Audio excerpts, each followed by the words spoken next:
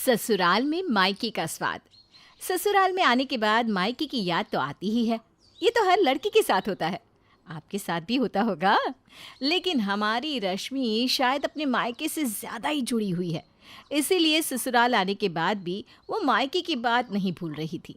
अब आइए देखते हैं कि उसके ससुराल वाले इस बारे में क्या सोचते हैं। अरे कहाँ रह गए सबके सब? अरे जानकी, आजा आजा, यहाँ आंगन में आजा, मैं यहाँ हूँ। क्या बात है, तू यहाँ बैठी है आराम से? अरे सर्दी बहुत है ना, तो थोड़ी धूप सेक रही थी। तू बता कैसे आना हुआ? अरे तेरे घर नई बहू आई है तो मैं देखने भी नहीं आ सकती क्या? नई बहू को ही देखने आई हूँ। कहाँ है दोनों बहुएं? अरे यहीं है, दोनों रसोई में नाश्ता बना रही है। अच्छा अच्छा, ज़रा बुला तो नई बहू को, उससे मिलके उसे आशीर्वाद तो दे दूँ मैं। हाँ बैठ, बुलाती हूँ मैं। अरे रश्मि बहू, ज़रा यहाँ आना बेटा। जी आई माँ जी।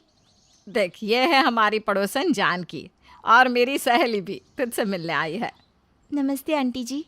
नमस्ते नमस्ते। और बहू, कैसा लग रहा है घर? अच्छा तो लग रहा है ना तुम्हें? हाँ आंटी जी, अच्छा तो लग रहा है, लेकिन मायके की ना बड़ी याद आती है। हाँ वो तो होता ही है बहू, नए नए ससुराल में। लेकिन इस घर के सारे सदस्य ना बड़े ही अच्छे स्वभाव के हैं, तुझे मायके की कमी महसूस नहीं होगी। हाँ रश्मि बहू, तू भी मेरी बेटी जैसी ही है।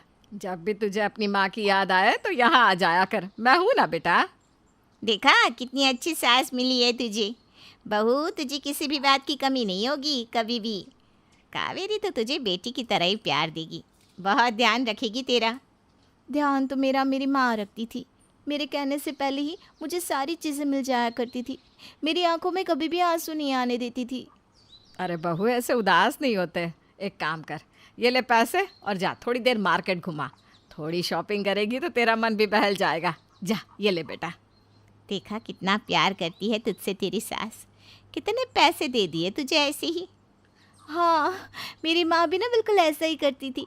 वो तो मेरे हाथों में इतने पैसे रख देती थी कि मैं पूरा महीना शॉपिंग करके आ जाऊँ। खैर, अब मायके वाले तो मायके वाले ही होते हैं। माँ जी, मैं मार्केट होकर आती हूँ। हाँ ठीक है बेटा। अरे कावेरी, ये तेरी छोटी बहू तो मायका मायका कर रही है। इतना अच्छा है क्या इसका मायका? होगा, अब मुझे क्या पता। वैसे भी हर लड़की को शुरुआत में ऐसा ही लगता है। ठीक हो जाएगी थोड़े वक्त में। हाँ ये भी सही है। इसे तो अब ससुराल में भी मायके का ही स्वाद आ रहा है।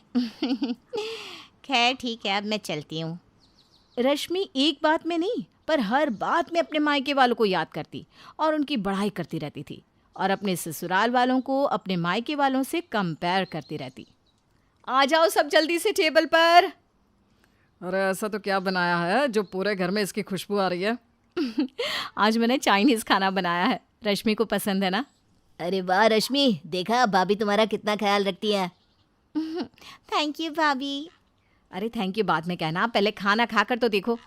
हाँ चलो सब लोग बैठ जाओ, खाना खाओ। दिखने में ही कितना स्वादिष्ट लग रहा है। हाँ, खुशबू से तो ऐसा ही लग रहा है। अच्छा रश्मि, ये बताओ तुम्हें पसंद आया ना? अच्छा है, लेकिन भैया की पत्नी यानी मेरी भाभी ना मेरे लिए ऐसा ही बनाती थी। वो ना ज़्यादा स्वादिष्ट लगता था। पता नहीं वो कौन सा मसाला डालती थी, इतना स्वाद लगता था। ये भी अच्छा है, लेकिन उनका कोई जवाब नहीं। अरे मुझे तो ये सारा खाना बड़ा स्वाद लगा। हाँ, मैंने तो इतना अच्छा चाइनीज़ बाहर कभी खाया ही नहीं। मेरी भाभी इससे भी ज़्यादा अच्छा खाना बनाती है। पता नहीं मेरे लिए कौन कौन सी डिशेस बनाती है, और वो सब इतनी स्वादिष्ट होती है कि क्या बताऊँ। अच्छा, लगता है मिलना पड़ेगा तुम्हारी भाभी से। ऐसा तो क्या डालती है जो तुम इतनी तारीफ़ कर रही हो? हाँ, अब रश्मि बहू इतनी तारीफ़ कर रही है तो कुछ तो होगा ही। हाँ, मेरी भाभी बहुत ही ज़्यादा अच्छी कुक है सच में। ठीक है चलो, कभी उनके हाथ का भी खाना खा लेंगे। अब ये खाते हैं, कहीं खाना ठंडा ना हो जाए। रश्मि की ये आदत जाने का नाम ही नहीं ले रही थी। उसे हर बात में अपने मायके वालों की याद आने लगती और वो उनकी तारीफ़ों के पुल बांधने लगती। अरे रवि, क्या लाया है? अरे मैं आज ऑफिस से आ रहा था तो पास ही में एक सूट की नई दुकान खुली थी, सोचा भाभी और रश्मि के लिए ले लेता हूँ। देखिए ना, आपके लिए एक साड़ी भी लाया हूँ, बताइए कैसी लग रही है? अरे वाह रवि, ये साड़ी तो बहुत सुंदर है और सूट भी बहुत सुंदर है। दिव्या, रश्मि, जरा यहाँ आना। देखो रवि तुम दोनों के लिए क्या लाया है। दिव्या भाभी ये आपके लिए और रश्मि ये तुम्हारे लिए।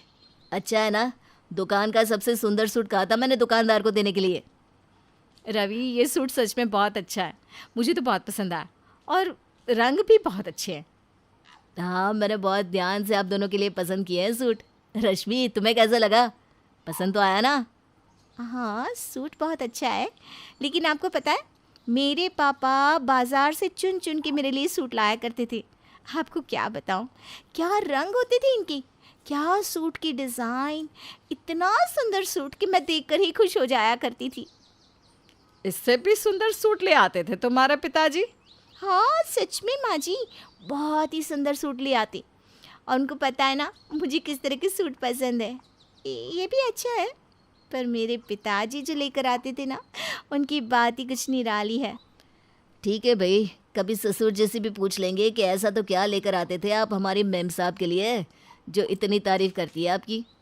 ऐसी कोई चीज़ नहीं थी जो रश्मि को अपने मायके वालों के बारे में ना कही हो। अब तो उसकी ससुराल वालों को भी रश्मि के मायके वालों से मिलने की जैसे इच्छा हो गई थी। मैं ये कह रही थी कल हमारे घर में पूजा है, तो तुम अपने मायके वालों को भी न्योता दे दो आने का। वो भी कभी हमारे घर आए नहीं शादी के बाद, हम भी उनसे मिल लेंगे। दिव्या बहू के मायके वाले तो बाहर घूमने गए हैं, इसलिए आ नहीं सकते, वरना वो भी आ जाते। ठीक है माँ जी, मैं उन्हें न्योता दे देती हूँ। हाँ, पूजा के बाद वो हमारे साथ खाना भी खा लेंगे। हाँ, मैं उनके लिए कुछ अच्छा सा बना लूँगी, फिर साथ में खाएंगे सब लोग। जी ठीक है, मैं उन्हें न्योता दे देती हूँ कल आने का। रश्मि ने अपने मायके वालों को अपने ससुराल में आने का न्योता दे दिया और रश्मि के ससुराल वाले उसके मायके वालों के आने की तैयारी में लग गए। अरे दिव्या बहू, खाना बना दिया है ना? जी माँ जी, मैंने बहुत सारे डिशेस बनाए हैं, छोले भटूरे, हलवा पूरी और चाइनीज़ भी। वाह वाह, अच्छा किया। वो पहली बार हमारे घर आ रहे हैं और रश्मि इतनी तारीफ़ करती रहती है उनकी, तो हमारी खातिरदारी में भी कमी नहीं रहनी चाहिए। अरे माँ, कोई कमी नहीं रहेगी, हमने सारा इंतज़ाम कर दिया है। बाहर का आंगन भी लाइट से सजा दिया है। ये अच्छा किया तुम दोनों ने, घर बहुत सुंदर लगना चाहिए। हाँ, मैंने फूल भी मंगवा दिए हैं ताज़े ताज़े, जिससे घर में चारों तरफ खुशबू रहे। माँ, बिल्कुल चिंता मत कीजिए, हमने सारा इंतज़ाम कर दिया है, उन्हें किसी भी बात की कोई तकलीफ़ नहीं होगी। रश्मि के ससुराल वालों ने उसके मायके वालों के लिए अच्छे से अच्छा इंतज़ाम किया था और जब रश्मि के मायके वाले उसके ससुराल पहुँचे तो उनकी आंखें तो जैसे फटी की फटी रह गई। चलो माँ अंदर, यहाँ क्या कर रही हो? सब अंदर तुम्हारी राह देख रहे हैं। क्या हुआ बहन जी, कुछ कमी है क्या? अरे कमी? आपका घर तो स्वर्ग जैसा लग रहा है बहन जी, मैंने तो आज तक इतना सुंदर घर कहीं नहीं देखा, सच में। अरे माँ चलो ना अब अंदर। हाँ हाँ, आइए आइए, अंदर आइए। वाह, क्या घर है सच में। रश्मि तू कितनी भाग्यशाली है कि तुझे ऐसा ससुराल मिला है। वहाँ अपने मायके में तो एक कमरे के लिए रोती रहती थी ये। अरे क्या पिताजी, आप भी मजाक कर रहे हैं? अरे मजाक नहीं कर रहा हूँ मैं। अपने मायके में तो हमेशा शिकायत करती रहती थी, पिताजी मुझे मेरा कमरा चाहिए, ऐसा सूट चाहिए, अब तो बेकार रंग के सूट ले आते हैं। आज देखा कितना सुंदर सूट पहना है तूने। हाँ, पर फिर भी पिताजी, रश्मि को तो आपके लाए हुए सूट पसंद आते हैं। क्यों रश्मि, है ना? ऐसा कुछ नहीं है। और ये खाना, मैंने तो आज तक अपनी ज़िंदगी में ऐसा खाना नहीं खाया। सच में दिव्या जी, आपने तो कमाल ही कर दिया। मैं ना दाल चावल भी ठीक से नहीं बना पाती। अरे क्या भाभी, आप भी ऐसे मजाक कर रही हैं? हाँ, रश्मि को तो आपके हाथों का खाना बहुत पसंद है, सच में। अरे अपने मायके में तो सारा दिन बाहर का खाना खाती रहती थी ये। मेरे हाथ का ना इसे कभी कुछ नहीं भाता था। अरे आज तो इन सब ने मेरी बैंड ही बजा दी। यहाँ तो मेरी बेटी राजकुमारी बन के रहती है, मैं तो बहुत खुश हूँ ये सब देखकर। रश्मि और उसके मायके वालों ने अच्छे से खाना खाया और अपने घर जाने के लिए निकलने लगे। रश्मि, ये तेरे लिए शगुन बेटा। हाँ, मुझे पता था।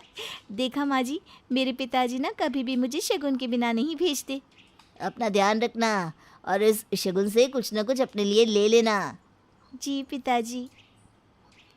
मेरे पिताजी भी ना इतना सारा शगुन देकर चले गए। इतना सारा शगुन? माँ, पूरे 101 का शगुन दिया है मेरे ससुर जी ने। 101। रश्मि बहू, इससे अपने लिए बाजार से कुछ अच्छी चीज ले लेना, ठीक है? अब शायद रश्मि को ससुराल में मायके का स्वाद अच्छे से आ चुका है, क्यों है ना रश्मि? जी जी।